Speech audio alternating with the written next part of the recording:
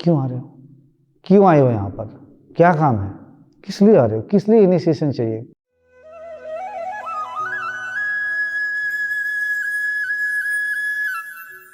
आपसे मैं बहुत प्रेम करता हूँ, आप लोग सभी हृदय में हैं। मन में जो बुद्धि इधर से उधर दिमाग दौड़ाएगी, मैं वहाँ इशारा कर रहा हूँ। एक साधक पिछली बार आया, किसी को इनिशिएट यहाँ बुला के किया था, फिर हड़बड़ी में, मतलब इनिशिएट किसकी नहीं हुई है तो कुछ साधक एकदम धड़ाधड़ उठ के आते हैं, मेरी कर दो। इनिशिएशन थोड़ी होती है वो, तो कुछ दो चार हमेशा आते हैं ऐसे, तो रोक के रख देता हूँ। उसी तरह से एक आया, फिर आज मैंने कहा इनिशिएशन के लिए ही बुलाया था, उसको नहीं किसी और को बुलाया था, लेकिन क्यों आ रहे हो? क्यों आए हो यहाँ पर? क्या काम है? किस लिए आ रहे हो? किस लिए इनिशिएशन चाहिए? ऐसे कुछ प्रश्न कर दिया। अब वो अभी विचार सुनने हो गए, क्या बोलूं क्या? तो शायद इनको वो जाके बोल रहा है, गुरुजी मुझे बोल रहे हैं क्यों आए हो तुम, मतलब इस तरीके से, क्या जरूरत है, मतलब क्यों इनिशिएशन? मैंने उसको देखा तो मैं जब उससे ये बात कर रहा था तो उसको लग रहा है कि गुरुजी मुझसे बात कर रहे हो, अपने देह से बात कर रहा हूं। बात समझनी है। उसको क्या लग रहा है, गुरुजी मेरे देह से बात कर रहे हो, उसको देहात्मा बुद्धि वाला है ना, लेकिन मैं उसके अंदर की बेचैनी से बात कर रहा था, उस स्पिरिट से बात कर रहा था। चालाकी वाले जो स्पिरिट है उसके अंदर, उस एनर्जी से बात कर रहा था। लेकिन उसको लग रहा है वो मुझे तो जो जीव है, जो जीवात्मा है, वो तो नित्य आनंद स्वरूप, वो तो मेरे हृदय में है। लेकिन जीव को जो कब्जा करके रखा है, जो हड़बड़ी में है, जो चालाकी करना चाहता है, गुरु के पास भी आकर उससे बात कर रहा था। उसको तो लगा अहंकार में, मुझे ऐसे क्यों बोल रहे हैं। साधकों को लगता है मुझे इज्जत देख के बात करे। अरे साधक को तो हमेशा गुरु हृदय में, अपने बच्चा और साधक कुछ फर्क नहीं रहता है। वो तो अपने परिवार के लोगों से भी कई असीम रिश्ता रहता है साधकों से। उसका एक ही रहता है कि कैसे, ऐसा नहीं कि कोई भी साधक, रिक्शा ठेला वाला भिखारी कहीं भी हो, वो देख लेगा कि उस मूड में है, मुक्ति चाहिए, निकलना चाहता है, इशारा मिल जाए गुरु को, तो उसका वो गुरु पीछा पड़ जाएगा। गाली सुनेगा उससे, तब भी पीछा पड़ जाएगा। ये कैसे दुख से निकल जाए, ये होता है हालत। तो उसको लगता है मैं किसी शरीर से, मेरे को मतलब नहीं है, आपके अंदर के सूक्ष्म जगत से, उससे बात करते हैं। अहंकार रहता है तो लगता है मुझे बोल दिया, किसको? इस देह को बोल दिया। नाम है, किसी का नाम लेकर उसको बोल दिया।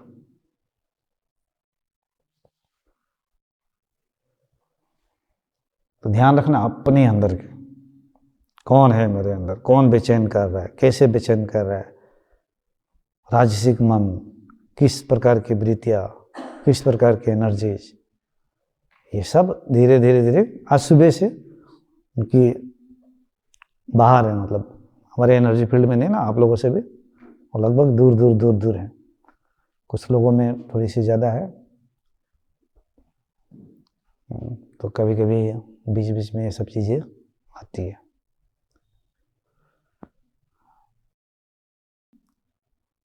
तो सिर्फ ज़्यादा मतलब गुरु के पास में आने से जाऊं, अनुभव कर लूं, इस विचार से तो आना ही नहीं चाहिए। उनके सानिध्य में बैठने के लिए अगर कोई आता है ना, आशा रहित होकर, विचार रहित होकर, विदाउट एनी एक्सपेक्टेशन, ऐसे चुपचाप ऐसे जा रहा हूं मिलने से, बात कुछ और होती है। जब मन में ढेर सारे आशाएं, एक्सपेक्टेशन, इच्छाएं लेकर जब आता है ना, तो गुरु को तो इच्छाएं, एक्सपेक्टेशन, इस सबको फिर उसकी चेतना का स्तर धीरे धीरे धीरे धीरे करके करके आगे बढ़ा देता है सबको। ऐसा नहीं कि नहीं बढ़ते हैं, थोड़ा सा वक्त लगता है, क्योंकि ये तो आपका सब प्रत्येक जीव का अधिकार है मुक्ति। या कोई भी अनुभूति, ऐसा नहीं है कि यहाँ भेदभाव है प्रत्येक जीव का।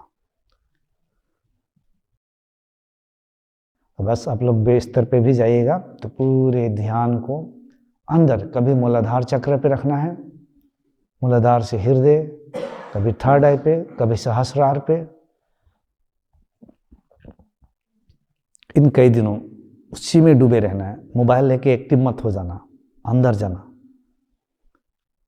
अंदर ही रहना है चुपचाप। जो भी आसक्ति आए उसको संकल्प से कहना है जलकर भस्म हो जा, मैं शून्य हो रहा हूं। कुछ भी इमेज आए जला देना उसे। मैं यहां से जलाने के लिए कहता हूं, कोई भी आसक्ति इच्छाएं रहे, घर के आपके बेटा बेटी नहीं जलेंगे, वो तो प्रकृति है, अपना खेल रहे हैं, कूद रहे हैं। सामने किसी को भी जलाए तब असली प्रेम आएगा। अभी वाला जो प्रेम है वो स्वार्थ का प्रेम है। सब एक दूसरे के चूसने वाले प्रेम है।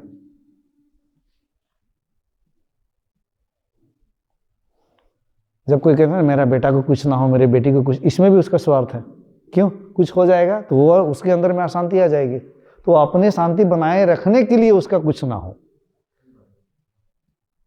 वो अपने शांति के चक्कर में उसको ठीक ठाक रखना चाहता है, क्योंकि उसके बिना उसका जीना मुश्किल हो जाएगा।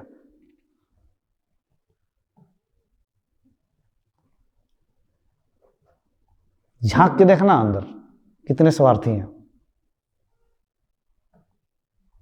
हम जब कहते हैं निस्वार्थ प्रेम, वो प्रेम जब आता है, कोई भी बच्चा हो, व्यक्ति हो, कुत्ता, जानवर, पक्षी, जो भी हो, वो अभेद प्रेम रहेगा। जितना प्रेम आपको अपने बच्चे के लिए होगा, उतना ही प्रेम एक गाय के लिए होगा, एक बकरी के लिए होगा, एक कुत्ते के लिए होगा, एक पक्षी के लिए होगा, उतना ही। उस प्रेम में अगर भेद आ गया तो गड़बड़ी है जी, गड़बड़ी है। अभेद प्रेम मिला नहीं तो क्या मिला आपको? कुछ नहीं मिला।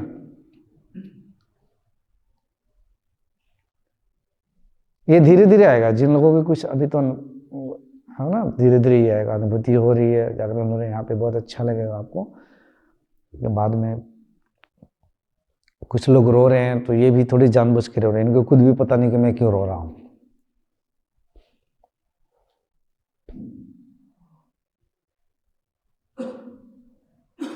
मैं बुलाऊंगा और कहूंगा जानबूझ के आप यहाँ पर रोइए, अभी जो रो रहे थे उनको नहीं रो पाएंगे। एक प्रेम, एक तड़प, कुछ तृप्त होता है अंदर। कभी रोते हैं, कुछ नहीं रोते हैं, तभी अंदर हृदय से गदगद हो जाता है।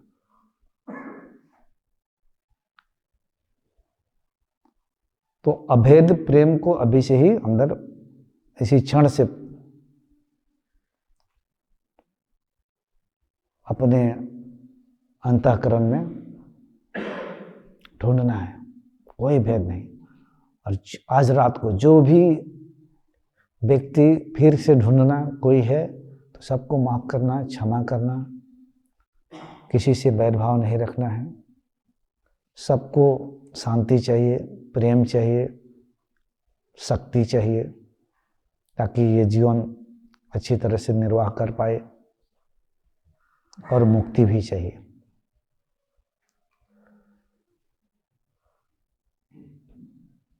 तो रात भर इसी ध्यान में इसी तरह से क्लींजिंग करके अपने आप को सोना। जितना क्लींजिंग करेगी उतना अच्छा होगा। हमारे मार्ग में जब कहोगे कि गुरुजी मुझे समझ में आ गया, तो गुरुजी पक्का है एक बात समझ लेता है। कहोगे कि परमात्मा समझ में आ गया या कोई भी समझ में आ गया, तो गुरुजी ये समझ लेता है कि इसको कुछ समझ में नहीं आया। आप जितना भी चिंतन मनन से समझ लो, शास्त्रों से समझ लो, बोलोगे मुझे समझ में आ गया है कि परमात्मा निराकार है, कण कण में व्याप्त, समझ तो लिया, चिंतन मनन से भी जाके समझ लिया, लेकिन मेरे लिए वो अभी जहां समझ गिर जाता है, बोलोगे मुझे समझ में नहीं आता है, जहां समझ गिर जाए। नहीं तो परमात्मा को कोई समझ लेगा तब तो समझने वाला परमात्मा से बड़ा हो गया, फिर उसको समझा नहीं जा सकता है, याद रखना है। सागर को आप एक गिलास में नहीं भर सकते हो, तो समझ गिर जाना चाहिए, समझ गिर जाएगा। शून्यता, खालीपन।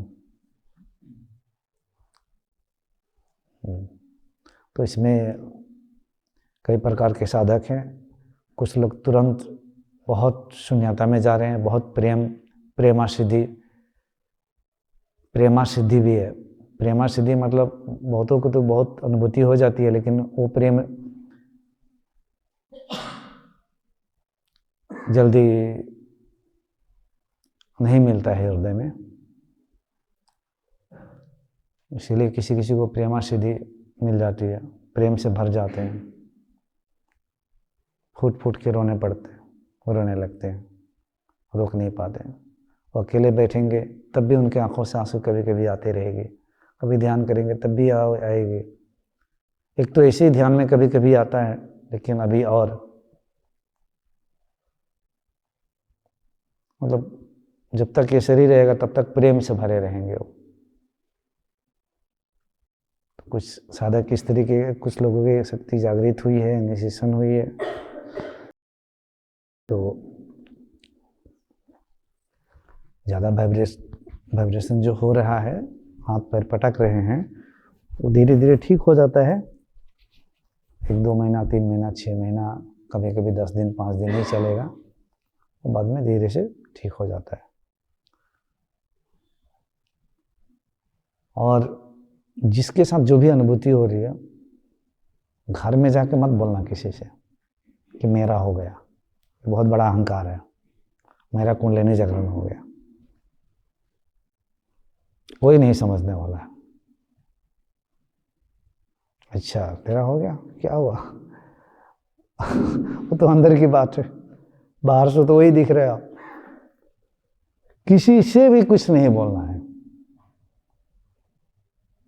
बस बहुत अच्छा लगा, कुछ भी जैसा लगा, जो भी हो, क्योंकि ये आपका मजाक उड़ाएंगे लोग, समझेंगे भी नहीं। समझ रहे हो? तो किसी से कुछ नहीं बोला। तो ये सब आप लोग ना, मैं तो कहूँगा इनिशिएशन ये सब भी दिमाग से निकाल दो। मैं इतना कमज़ोर थोड़ी हूँ कि मुझे इनिशिएशन करना ही पड़ेगा। मैं ध्यान के बल पे जाऊँगा, मैं ध्यान करूँगा, आज नहीं तो कल, जब भी हो, लेकिन होगा। गुरु जी की दृष्टि मिल गई तो काफ़ी है, ऐसे भी थोड़ा सा छू भी दिया तो काफ़ी है।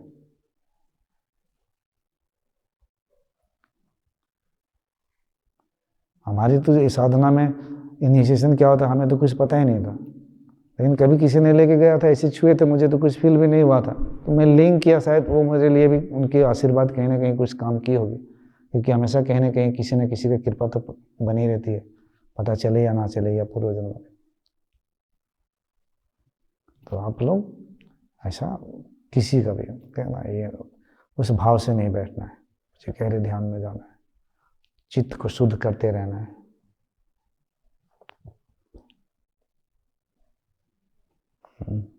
और ज़्यादा बातें भी नहीं करना, अकेले रूम में जाके गुरु मत बन जाना, दूसरे को ज्ञान मत देने लग जाना ज़्यादा। हाँ, कुछ अनुभूति है ऐसे अपने साथियों के साथ शेयर कर सकते हो। जैसे आपको कुछ ऐसा हो रहा है, कुछ ऐसा लगा, कुछ ऐसा, तो ये गिफ्ट है। अच्छी चीज़ें हमेशा शेयर कर देनी चाहिए, अच्छी फीलिंग्स भी शेयर कर देनी चाहिए, अच्छी बात शेयर कर देनी चाहिए, ये गिफ्ट भी होता है। एक तो होता है कि अच्छी चीज़ें खाना पीना हम शेयर कर देते हैं, ये भी एक शेयरिंग होता है जो उसके चित्त में प्रवेश करता है तो उसको आगे लेके जाता है। कभी भी अच्छी भावना है, सद्भावना है, फीलिंग्स है, अच्छी चीज़ का, अच्छी कहानी हो ना, तो उसे हमेशा खुले हाथ से शेयर कर देना चाहिए। पैसा ही शेयरिंग नहीं है, उससे उसको गति मिलती है, उसको एनर्जी मिलती है आगे बढ़ने के लिए। हमारे यहाँ पे तो कुछ कुछ शेयरिंग करते करते करते धीरे धीरे धीरे 1 दिन 2 दिन 4 दिन उसके बाद सुनते सुनते सुनते कुछ कुछ ऐसे भी हमने आंखों से देखा है। कुछ नहीं, हमारे साधक ही शेयर कर रहे हैं, हम तो इधर उधर घूम रहे हैं। वो शेयर करते करते उसमें से देखता हूँ 1-2 स्टार्ट हो जाते हैं। तो इतनी ताकत है शेयरिंग में। यहाँ पे भी कभी हम शेयरिंग, कुछ लोग कहानी इधर बोलते हैं, इधर स्टार्ट हो जाता है। हर चीज़ें तो थोड़ी ना हम वीडियो में डालते हैं, वीडियो में तो कभी कुछ कुछ चीज़ें डाली जाती है, ऐसे भी होते हैं। बंधन रहता है। एक साधक आए थे, अपने बेटी के प्रति बहुत आसक्ति था, छोड़ नहीं पा रहे थे। मुझे भी पता चल गया कि इनकी आसक्ति को छोड़ नहीं पा रहे हैं, आसक्ति बनी है। आसक्ति नहीं छोड़ोगे तो कैसे होगा। और वो भी बहुत गुरु के पास जा चुके थे। हम गुरुओं का नाम नहीं लेंगे, गुरु तो गुरु अपनी जगह में होता है। साधक अपने कमी नहीं देखता है, गुरुओं का कमी देखने में माहिर होता है। तो हमारे लिए तो सारे गुरु, जो गुरु है, सब पूज्य स्वरूप ही है, जिस स्तर पे हो जो भी हो। हम तो सबको हृदय में नमन करते हैं जी।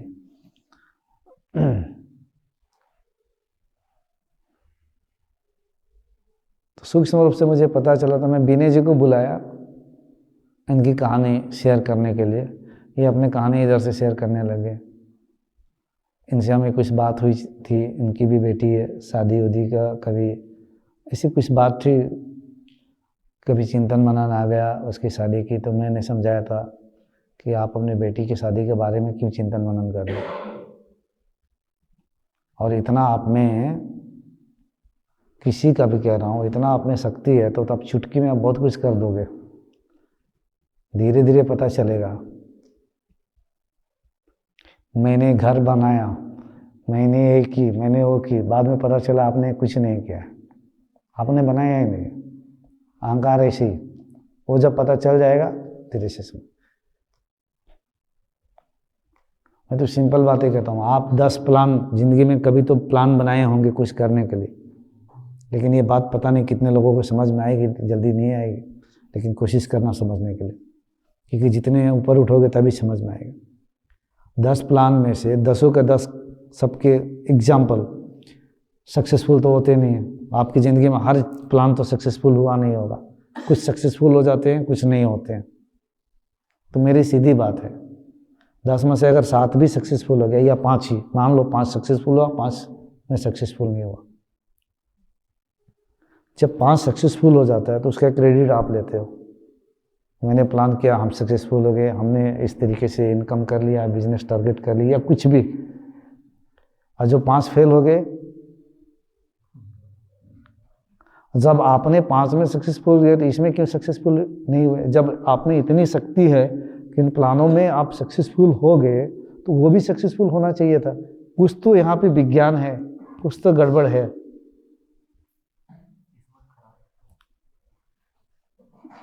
क्योंकि आप में तो अपने श्वास को रोकने की शक्ति नहीं है। जब जिस दिन आएगा ना समय जाने का, तो श्वास को बोलोगे रुक जाओ, मेरा घर ले लो, तब भी नहीं रोक पाओगे। आप में क्या शक्ति है? जो हम बोलते हैं ना, अपने श्वास को नहीं रोक पाओगे। सामने बेटा मर रहा होगा कैंसर से, पत्नी मर रही होगी, कुछ नहीं कर पाओगे। पैसा उसी के यहीं रह जाएगा। सामने देख रहे हो कोई तड़प रहा है, कोई शक्ति, आपका ही शरीर सांस छोड़ रहा है, कुछ नहीं कर पाओगे। सारी शक्ति शून्य हो जाती है वहां पर। कृष्ण सीधे सीधे अर्जुन से कहते हैं, अर्जुन तेरा भ्रम है कि तू अपने आप को कर्ता मानता है कि तू करेगा, तू मारेगा। तू मारेगा ही नहीं। ये प्रकृति के 3 गुण ही करता है, सत रजस तमस, ये 3 गुण एक दूसरे में प्रभावित होकर ये करता है। तू करता ही नहीं, तू तो दृष्टा है। ये बस तुम्हारा भ्रम है कि मैं कर रहा हूं, लेकिन तू कर नहीं रहा है, ये तू जान ले।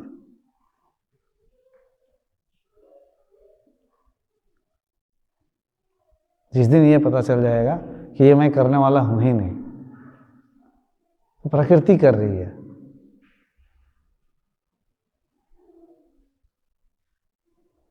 आपके ही जीवन में जितनी ही घटनाएं घटी है, बाद में पता चलेगा कि मैंने तो कभी कुछ किया ही नहीं।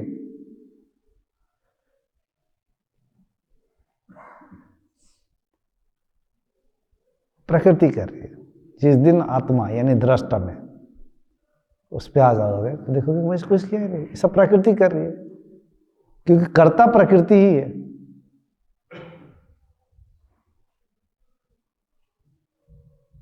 प्रकृति की ही कृति हो रही है।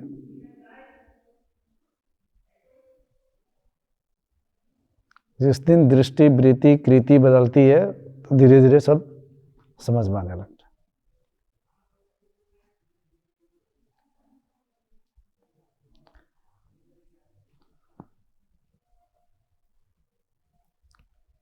तो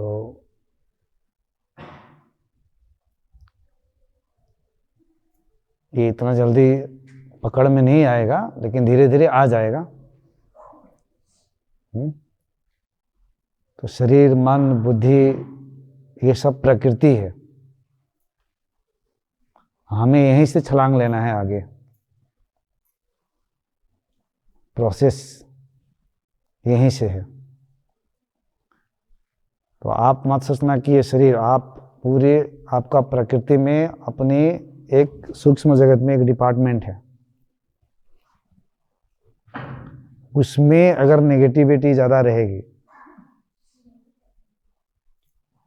उसमें ज़्यादा बैर भाव रहेगा तो वो बाधा पहुंचाएगा।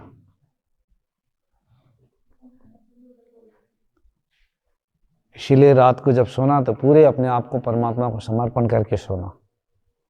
जो करना है अब तू करो, मेरा हाथ में कुछ नहीं है, जो हो सो हो, ना हो सो हो, ठीक है। बाकी लोगों को जो कहा गया उसी समर्पण भाव में, और ध्यान को श्वास पे रखते हुए, सबको माफ करते हुए उससे मत रोना, आराम से। आशा मत रखना गुरु से कोई भी, ऐसे ही रहना।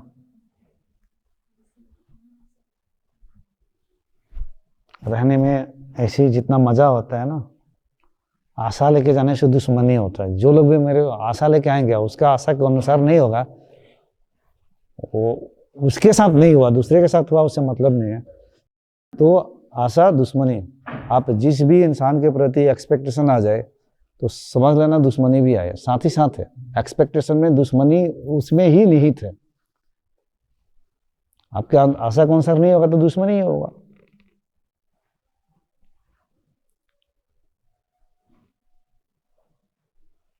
और आप कोई भी गुरु हो, कोई भी इंसान हो, किसी के भी प्रति एकदम बैर भाव खत्म करना है, एकदम हृदय से सबका कल्याण।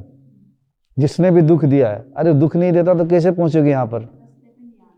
हाँ, परमात्मा की कृपा उस पर ही ज्यादा होता है जिसके जीवन में सच कहूं तो सबसे ज्यादा दुख होता है, क्योंकि एक दुखियारा ही हृदय से परमात्मा को पुकारता है। बाकी के जीवन में तो देर पैसे हैं, सब कुछ ठीक है, प्लेन में उड़ रहा है, अपने हेलीकॉप्टर है, गाड़ी है, सब कुछ है, इसको परमात्मा की क्या जरूरत है? उसको तो यही परमात्मा और स्वर्ग सब मिल गया है। उसको बुलाओगे भी पैसा देकर भी तो बोलेगा टाइम नहीं है अभी। हाँ, वो सब इन लोगों को कहेगा पागल ही है सब। जो अंदर से दुखी होता है, इस मार्ग में सिर्फ दो प्रकार के ही लोग आते हैं। एक जो बहुत दुखी है अंदर से, बहुत दुखी है, जिसको अपना समझा वो भी समय पे धोखा दे दिया, इस तरीके से ठोकर खा कर दुखी हो गए। जहां गया कि यहां कुछ परमानेंट सुख मिल जाएगा, परमानेंट आनंद मिल जाएगा, परमानेंट शांति मिल जाएगी, वो भी ट्राई किया, उसमें भी नहीं मिला। कभी कभी तो कई गुरुओं के पास में भी जाते हैं परमानेंट शांति के लिए, वहां भी नहीं मिला तो वो भी गुरु लिस्ट से हटो। अब चलो मेरे अंदर में कोई परमानेंट शांति डाल दे, ऐसा नहीं होता है। तो एक होता है जो लोग की जिंदगी में, जिन लोगों की जिंदगी में सब कुछ आ जाता है, सारे भोग वैभव सुख शांति, मतलब शांति नहीं, सब कुछ शांति, ये क्षण भंगुर शांति, प्रकृति वाली शांति इसमें भी मिलती है, लेकिन क्षण भंगुर के लिए, क्षण भंगुर के लिए 1 घंटा 2 घंटे के लिए बड़े अच्छा फील किया, फिर बाद में गया हो। जब उब गए, मतलब सब कुछ करके, तब भी खोखला है, कुछ तो बाकी है, तो ये लोग एक आते हैं, और एक लोग जो पहले से ये सब करके आए और इस जीवन में बहुत दुखी है, ये लोग। बीच वाले तो आता ही नहीं, उनको परमात्मा के नाम सुन के दिमाग खराब हो जाता है। देवी देवता को तो पूछ लेंगे मुक्ति उक्ति के बारे में, देवी देवता इसलिए पूछते हैं कि आप लोग हमारा काम आगे बढ़ाओ, परिवार को ठीक रखो, ध्यान रखना। वो भी पूछ कर काम पे लगाते हैं इनडायरेक्टली। हम पूजा इसलिए ही कर रहे हैं। कई तो ऐसे भी मिलते हैं, उनका बेटे का एक्सीडेंट हुआ, मर गया, कौन सा देवी कौन से पूजा, हटाओ, काम करते ही नहीं है। इतना पूजा किया और मेरे बेटे का एक्सीडेंट कैसा हो गया, तो भी नहीं करते हैं। इतना स्वार्थी होते हैं, पूछते भी है स्वार्थ के लिए। कुछ जिंदगी में उटपटांग घट जाता है तो भी पूजा बंद कर देंगे। तो आप सभी के हृदय में एक निस्वार्थता आई है थोड़ी बहुत, उसमें बने रहना। चलिए।